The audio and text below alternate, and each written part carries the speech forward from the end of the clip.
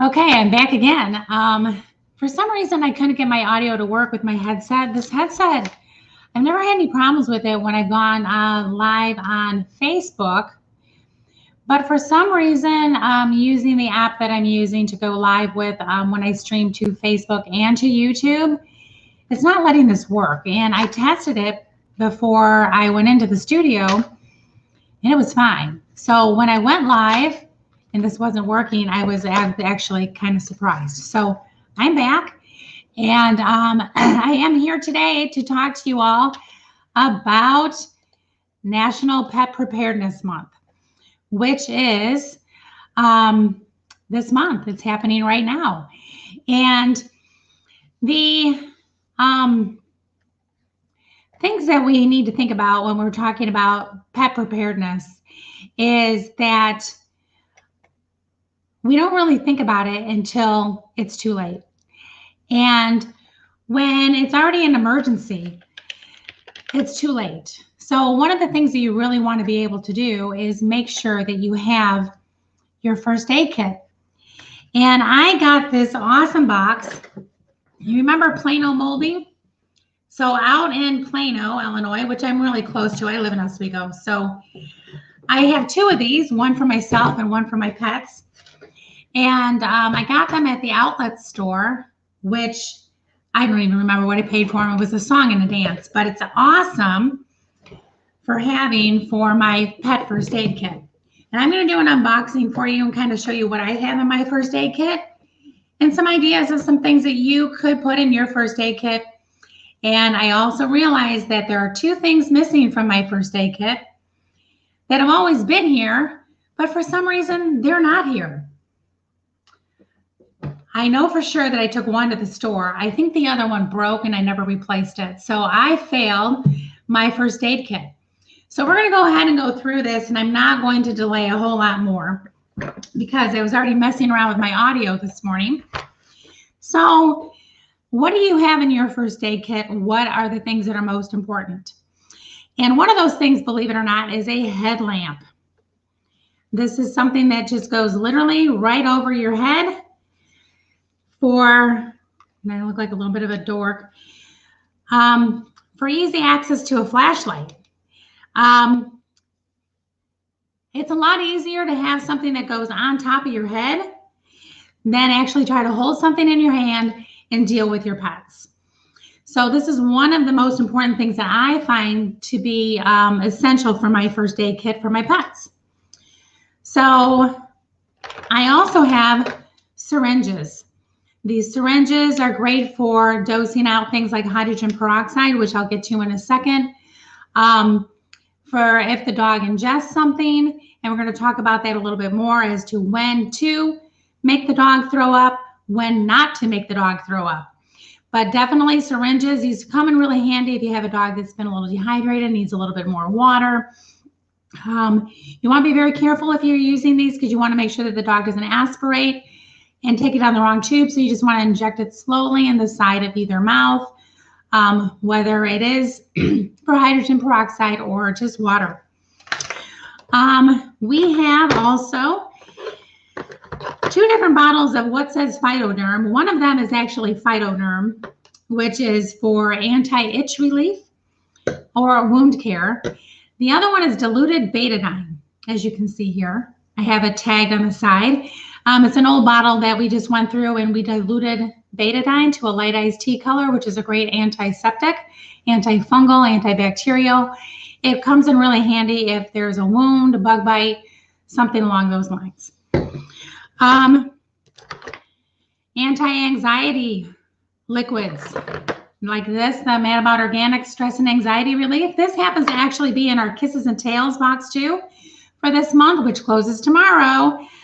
So this is actually in that box and it's included in there. We do carry this in store. It's great for calming the dog relatively quickly. I have two different kinds of CBD. One of them is for pain. One of them is for calming. Technically, I have three different kinds of CBD. One of them is a balm. It's a topical pain reliever balm. This is actually the people version from Super Snouts. It comes in handy for me. It comes in handy for my pets. I like it because it's the bigger jar and it's the lavender. But we also have the balm, which is specifically for pets, but people can use it too. At the store, we sell that regularly. We sell this. We do have that in stock. It's great for having in your first aid kit. Rescue Remedy.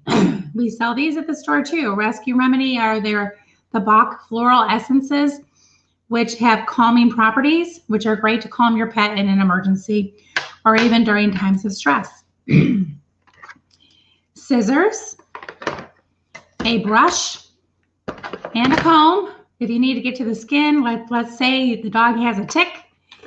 These things really help, especially when you're using a tick key. The tick key is probably the most used item in my first aid kit for my pets. Because you don't really want to have to access it very often. My goal is with ticks is I don't do chemical preventatives, but the preventatives that I use naturally do work relatively well, but nothing is foolproof. The goal with the tick is get to it as quick as you can. Get it off. This is my best item in my toolkit, my first aid kit for my pets. Nail trimmers for like a nail injury. You want to be very careful not to further injure the dog. And I don't trim my own dog's nails. I take them into the store. Amber's much better with them. I don't like to do it. I have a skin protectant that can go on their paw pads, can go on a wound, things of that nature. We do sell this at the store also. Tick keys, this is at the store. The FidoDerm's at the store. The Bach floral essences are at the store. These kinds of things you can get at Walgreens, just the syringes. I like the bigger one, really, for different kinds of situations that we'll get into here. And then the headlamp, which is really important to be able to be hands-free. So that's what's in the top of my bin. Let's get to the nitty-gritty in the bottom. So I have Ace bandages. I have gauze wrap. It's a very long piece of gauze wrap. I have gloves, and I keep all of that in the same little plastic bag here. We have all of our antiseptics, Neosporin, pain reliever. I don't use that a lot for my dogs, but if there's an issue, I will. Alcohol prep wipes. Let's see what else. Just different astringents in white form that are really easy to keep track of and really easy to access. I keep those all in one Ziploc bag. Then I have all my gauze. I have Q-tips. I have different gauze pads. I have gauze rolls and the different size gauze pads inside another Ziploc bag. Cotton balls and cotton pads. These are going to be great to use with things like, let's say, Betadine, which I also, again, as I showed you, I have the Betadine already diluted to a light iced tea color in this spray, but I also use Betadine sometimes, and I dilute it to a light iced tea color if, let's say my dog has a minor skin irritation on the feet and I want to do a foot wash when the dog comes in from outside. Light iced tea color, dilute it. Grab it at Walgreens, grab it at Target. These are not, exclusive things to Wags to Whiskers. Walgreens is where you get a lot of this stuff that's in the bottom portion. Hydrogen peroxide. If you ever have to make your dog throw up, you always want to make sure that it's almost immediate. If you know that your dog has ingested something that they should not ingest, let's say that you dropped a bunch of macadamia nuts on the ground and your dog ran over and ate all of those macadamia nuts, and you're like, oh my gosh, macadamia nuts are toxic to dogs. You want to make them throw up pretty much right away. You need to know how much per pound your dog can have. I always have a Post-it note on my hydrogen peroxide that reminds me so I don't have to go to the internet first to look it up. So it's 1 milliliter per pound, 45 milliliters max. I never go, I've never done that much. The macadamia nut issue, that happened to me. I have a thing for macadamia nuts. They're bad for my dog. I dropped the whole bag on the floor, and this was a while ago. It was Tally. She ate them faster than I could even pick them up, and I felt that I needed to make her vomit. I didn't want to do it, but I always make sure that I have hydrogen peroxide handy. with these big old syringes like this that I can control really well in case I need to make her puke. You do not want to make your dog vomit. If you feel as if you were out for 6 hours during the day, you came home and they got into something and you don't know when, you don't know what, go to the vet. Go to the vet as quickly as you can. Don't make them vomit if it didn't happen within a split second that you know that it happened. Always know how much to give of this kind of product to deal with that situation, and how you have the poison hotline number written on the hydrogen peroxide. Now, here's the thing with the pet poison hotline is that it's not free. It's $65. They tell you exactly what needs to be done, and then you refer that information to the veterinarian. It's well worth the price. I know people who have literally saved their pets' lives because of this poison hotline number. Know it and be ready to pay for it. It's important to be able to do that. Medical care for our pets is obviously very important. Saline Solution. I use this for my contacts too, so I generally kind of keep this in rotation to make sure it doesn't expire, because these expire. So I keep the Saline Solution in case they have to wash out their eye, wash out a wound. So Saline Solution is also in my first aid kit, just plain old saline, not like multi-purpose contact solution, just plain old saline solution. I got it at Walgreens. I have a water bladder thing here for an ice pack. I don't know about you, but my dogs, if they have an injured, if they start kind of limping, and I know that it's just, they just kind of pulled a muscle out in the yard and it's really not a big deal, my dogs will lay with an ice pack on them. This is more for an emergency kind of situation where I have to throw some ice in it and jump in the car. The goal with all of these things is that unless you know that it's something that you can deal with at home and it's very minor, it's to stabilize the pet so that you can get them to the veterinarian. I just want to remind everybody of that. I'm not trying to practice medical care here at all, but we need to have these first aid kits. And if you haven't watched since the start, you might want to go back to the beginning. When I'm all done, I have an ear wash relief in case, my dog might be scratching at their ear a little bit. I just clean their ears and they're pretty good. Then I also have this kit. We used to sell these kits in store, and unfortunately they didn't sell very well. I ended up donating them to the Humane Society a long time ago. So we need to be prepared for our pets. Now I have phytoprofen. The only place you can get this is a holistic veterinarian. It's a pain reliever for pets that is prescribed. I keep it on hand. You do not ever want to use ibuprofen. I don't actually even recommend using aspirin. Aspirin can exacerbate any kind of a bleeding issue, so you don't really want to do that. If your dog is having a pain situation that is acute, take him to the vet. If your dog is having a chronic pain situation, you want to take him to the vet. You don't want to just automatically go, oh, what do I have in my pantry? You want to seek veterinary care. This is all emergency. Oh my gosh, let me stabilize my pet until I get them to the vet. I have these nice stretchy wraps that are really great because they stick to themselves versus sticking to the pet's fur. You can put this over gauze, or you can just put it over itself. I recommend putting it over gauze, which was in this packet here. I like the gauze wrap, which is that there. And then these stretchy, they're super stretchy. They stick to themselves like that.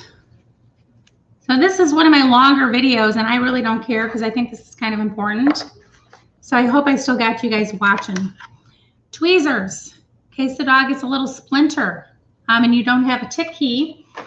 If you don't have a tick key, which I showed you earlier, tweezers come in handy for getting the tick, but you want to make sure that you really get down to that mouth and really pull it out appropriately. But these are plastic tweezers, and they work really well.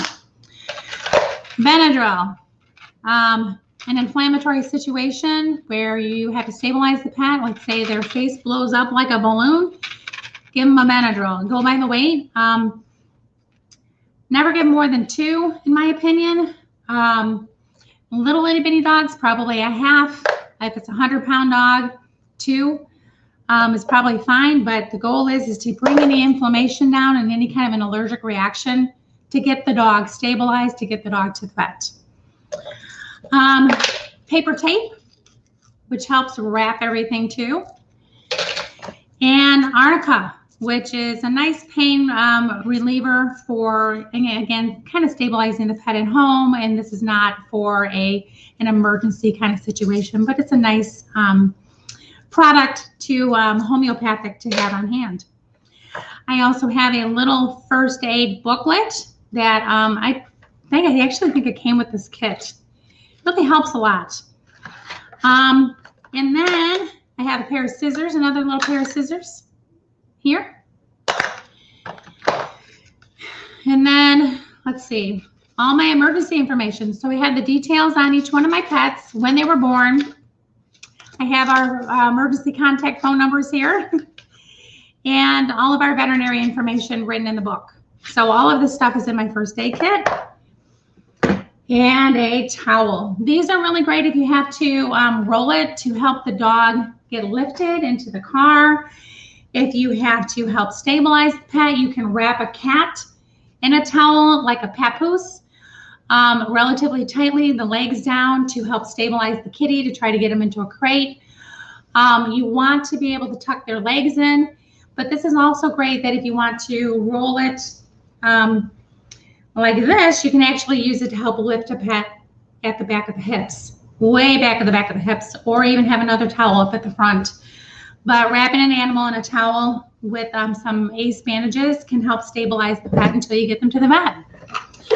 So that is my first aid kit, and it's for Preparedness Month. But I also want to talk really quick about things that a lot of people tend to forget about. And we kind of went through it last year when we were dealing with the,